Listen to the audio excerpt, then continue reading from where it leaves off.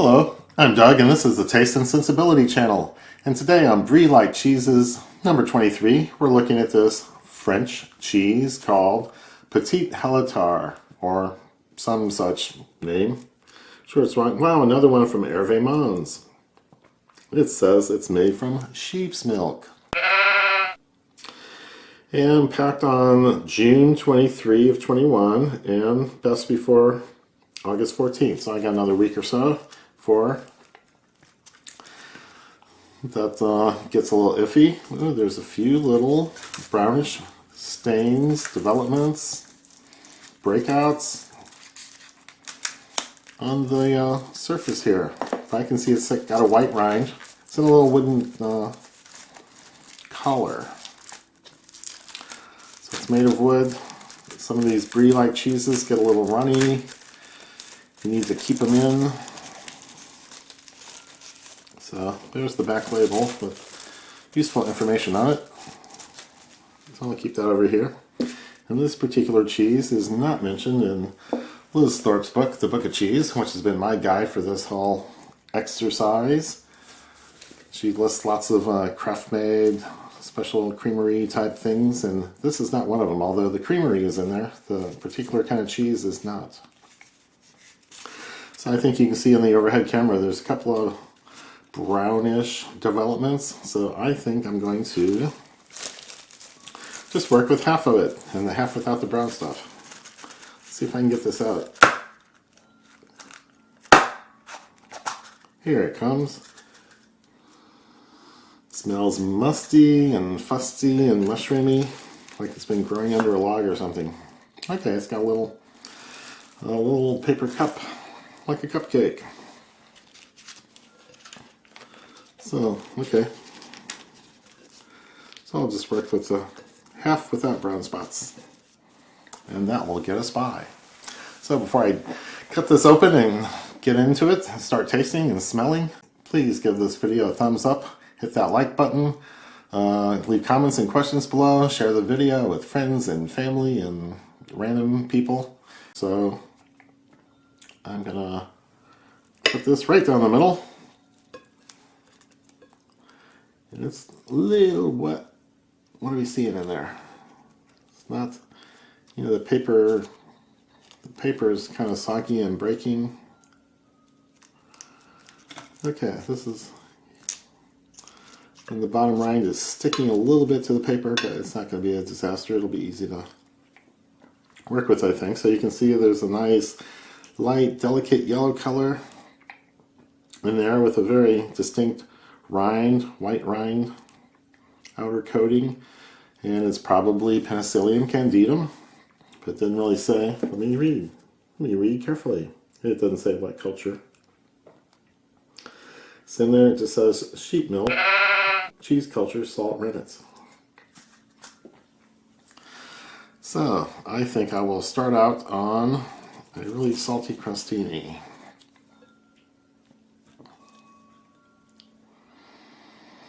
And ooh, there's a sharpness to it, a tang, a mushroominess, the stale, musty kind of smells. So it's interesting. I get some kind of buttery and cream notes too, so it is pretty complex. So let's just dive in, putting it on a saltiest cracker here, I think.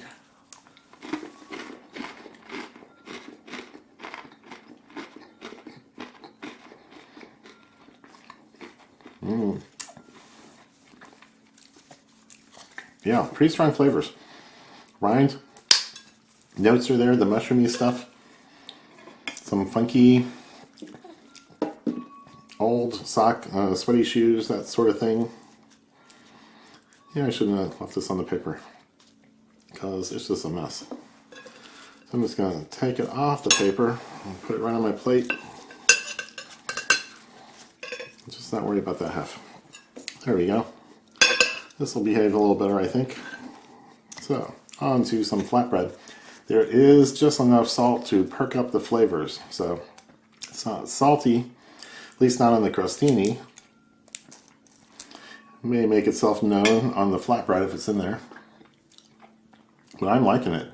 It's dairy notes and the funky rind, mushroomy, musty stuff. Mmm.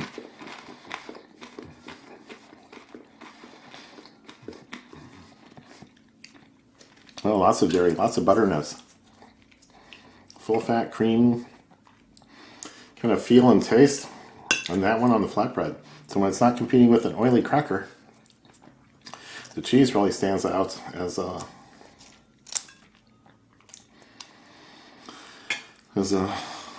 high-fat dairy product with lots of cream and butter fat in it. Very nice.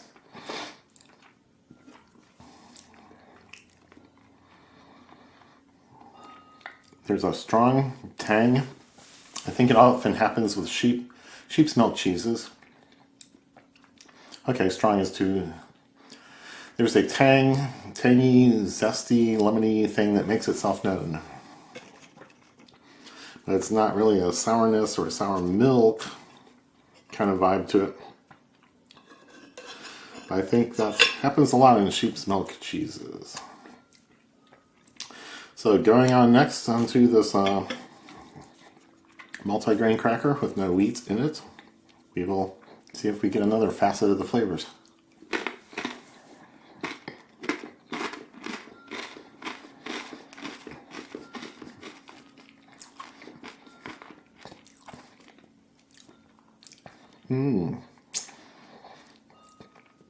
Tang is they're in full force, and still dairy, still mushroomy, and really accentuates the sheep milk tanginess. There might be a little more of a grassy or herbal nature that comes out on the multi-grain cracker. Or maybe my mouth is just getting used to it. Often takes a few tries and a few chews to get it everywhere in your mouth and getting on every taste bud that can register something. So here it is on a very plain rye cracker. No salt. Very rough and rustic, and let's see how this does. Wow. Really accentuates the musty mushroom notes. So I'm liking that. Each of these crackers points out something a little different about the flavor profile. So I think I'll eat this pretty quickly. I don't think the brown spots are of any concern really. But this is a good example of a Brie-Like cheese made with sheep's milk. It's I think like a double cream sort of level of fat. Let's see what it says. Oh, dry matter 50%. So that sounds like a double cream to me. And I was thinking about pairing, so I got some figs and a couple of jellies. I think I'm going to do, since blueberries have worked so well in the past as a pairing item, I'm going to do a blueberry chipotle jam that I have here. Interesting combination of fruitiness and heat. And it might work out well with this, having such strong dairiness. Okay, good dollop of the blueberry chipotle, which is a smoked jalapeno. That's a great combination. I put on, the amount of jam I put on overwhelmed the cheese, but the cheese is definitely competitive. You just need to put on less. Wow, that is great. There's some heat. There's a smokiness to the chipotle. You can taste really all the cheese flavors. They come out very well, so that was a pretty good pairing. And now I'm going for some sun-dried tomato on an oily crostini. And these sun-dried tomatoes have been smoky, a touch of smokiness in the past, even though they're not smoked, they're just dried. So let's do this one. A lot of sweetness in the tomato, touch of smokiness, all the funky things in the cheese. There's a little olive oil, saltiness to the cracker. just a whole set of flavors. Yeah, I like that. Let's see, let's do something. Okay, let's do a few dried cranberries. Dried sweetened cranberries. So it'll be somewhat similar to the dried tomatoes. They'll just be a different part of the fruity, sweet flavor spectrum. Very similar, actually. Yeah, I think I need to try some sort of nut, which would probably work out well with this multi-grain cracker, which has a lot of seeds and things. So I think I'll go walnut, which I haven't used before much. All these pieces are too big. Try to get, okay, those are good. So there we go. A few pieces of walnuts on this multi-grain cracker with this Petit Heletar. The walnut kind of disappeared. The cheese flavors were not really accentuated or as obvious as they are in any of the other plain crackers or pairings that I've done. That was kind of odd. And I'll try the last little bite.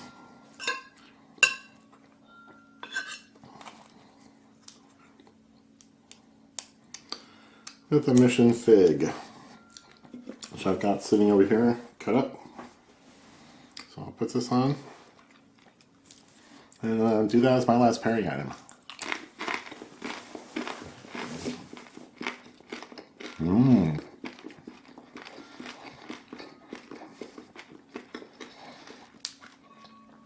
Concentrated fig sweetness, dark fruit tones.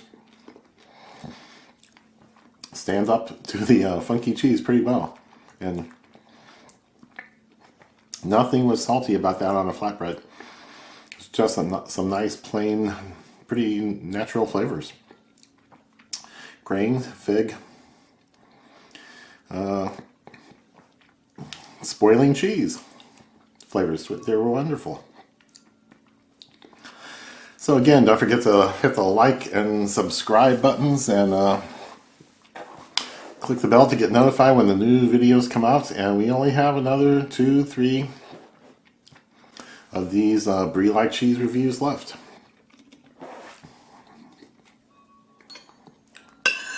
So they'll be winding down shortly. And I think the next move will be into spicy or not so spicy chilies, sometimes called peppers.